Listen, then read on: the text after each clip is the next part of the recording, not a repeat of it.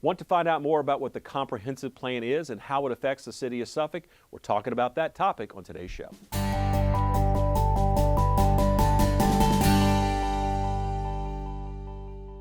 Joined now by Kevin Wine, the Interim Director of Planning and Community Development. He's here today to talk about the comprehensive plan update. That process is already underway. So let's find out a little bit about what a comp plan is and how you, the public, can participate in it. So Kevin, thanks for being with us today. Absolutely. Thank you, Tim. Sure.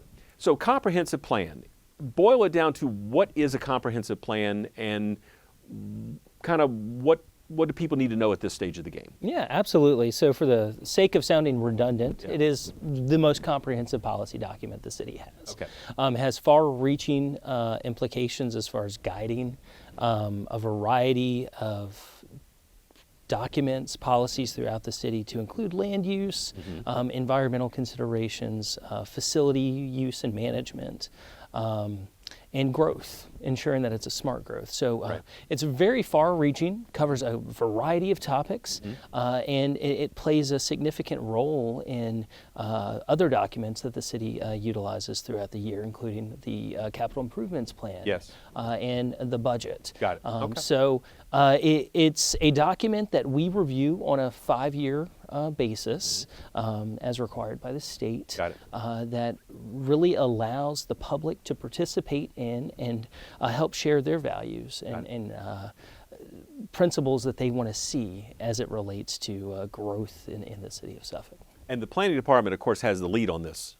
Yes. Right? Even though there are other departments involved and other people involved, but the planning department, I mean, that's why you're here today to talk about it, is the one kind of driving the boat in the sense of moving this down the river, so to speak. Yes, sir. We are the facilitators of it. It plays a huge role in what the planning department does on a daily basis, as far as allowing us to evaluate applications for growth and development in the city of Suffolk. But it really does touch every facet of the city.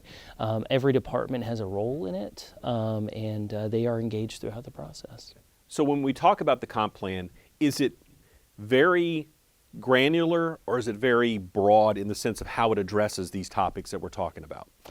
It's broad with the hope that there are some action policies in it to want to hold the city accountable to make sure that we're implementing the guidance identified in there within. So it's very, very broad.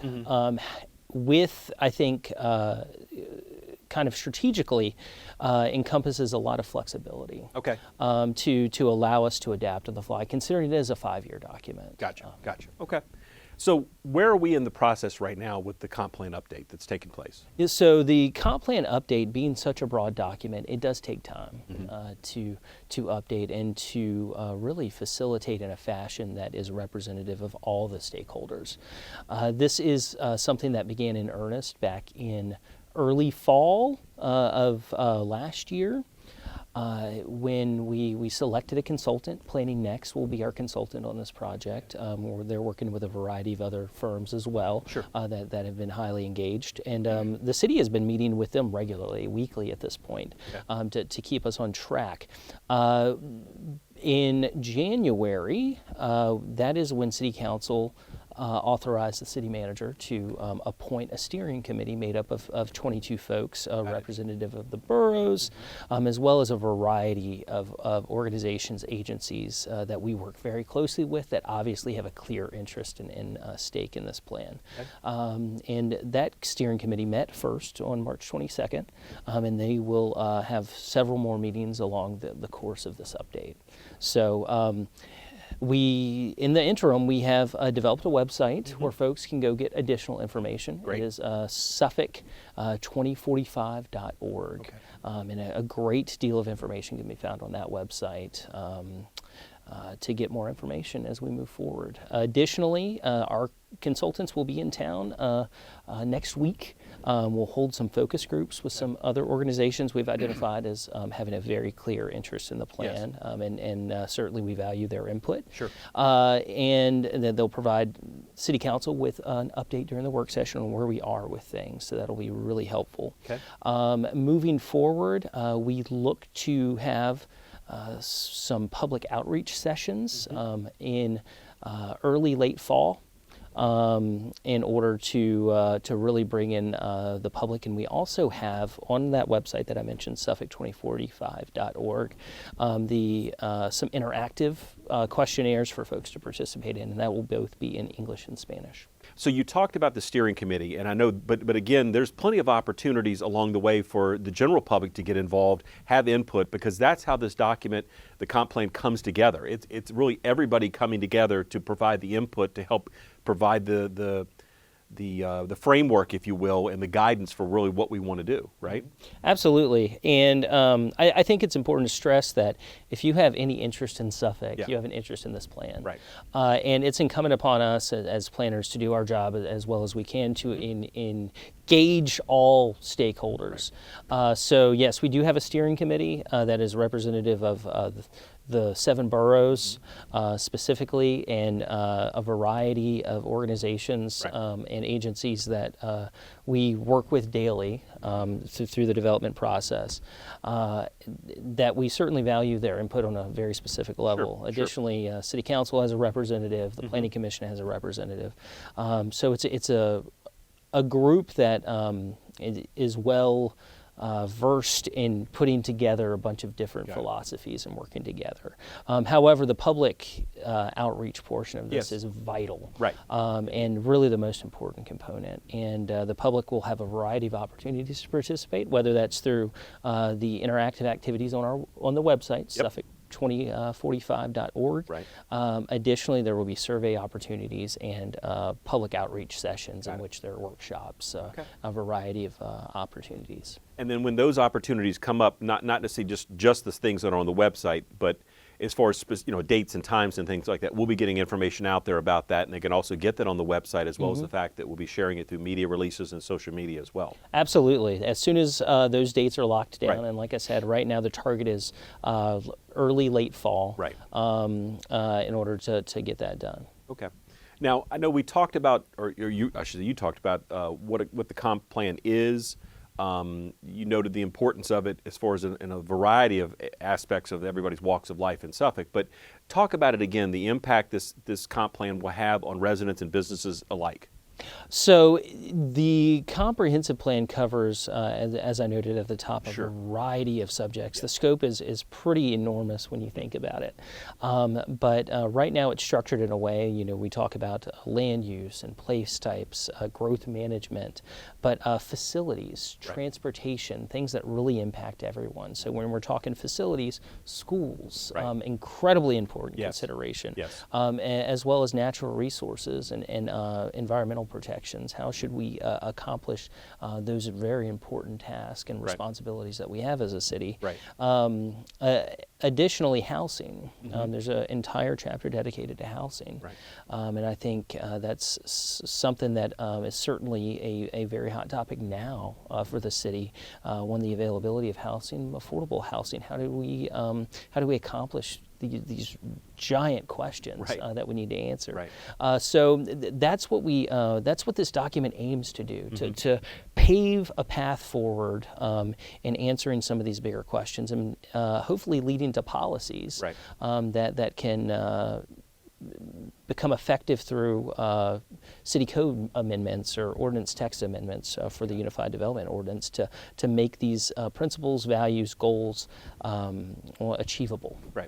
Now, this is done or reviewed or updated every 5 years, is that correct? Yes. So what theoretically has changed in 5 years what, I guess, are you starting from ground zero, or are you looking at what you currently had, say the previous plan, and going, let's see what we need to tweak in that, or is it more of a, well, that's here, we're starting from ground zero to build this plan? What's the philosophy going into this? Yeah, absolutely. So this will be the 4th iteration of this comprehensive plan that dates back to 1998. And we've had comprehensive plans before. However, a lot changed in 1998, 1999 with the adoption of our Unified Development Ordinance. The city pursued a citywide rezoning, lot of properties were impacted. So we're building off the successes of those plans. Okay. We've been one of the fastest growing localities in Hampton Roads Right. for a really recent memory, going back to 1998. Sure. And we found that in a lot of ways our comprehensive plan has been successful in achieving what it sets out to achieve. Yes. So we're going to build off the success of that. Okay. And obviously we've identified ways that maybe the current comprehensive plan falls short. However, we want to shore those up and make sure this is the best plan we've had yet in this series. Okay. And so when do we get to the point of going, okay, we're talking about it. You've got all this data, all this input.